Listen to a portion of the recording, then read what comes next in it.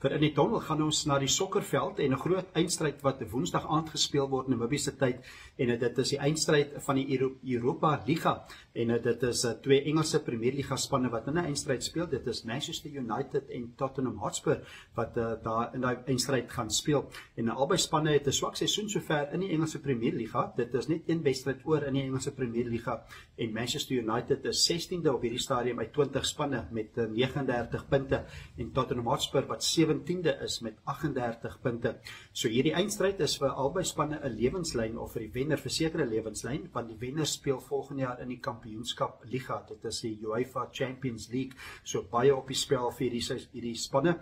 Dit word gereken dat dit is 'n groot finansiële inspuiting van bykans 100 miljoen euro vir die wenner wat in die Champions League of in die Kampioenliga kan speel volgende jaar. Albei die klubs, beide Manchester United en Tottenham Hotspur, het nie goeie finansiële jare gehad die afgelope jaar nie. Dis Tottenham Hotspur wat 'n verlies van 26 miljoen euro in die afgelope jaar verwys het of aangekondig het, en dit is nog erger vir Manchester United. Hulle het 'n verlies gemaak van 113 miljoen euro in die vorige finansiële jaar, en die afgelope 3 jaar was hulle kollektief 300 miljoen euro wat hulle verlies gemaak het. So baie op die spel vir albei spanne.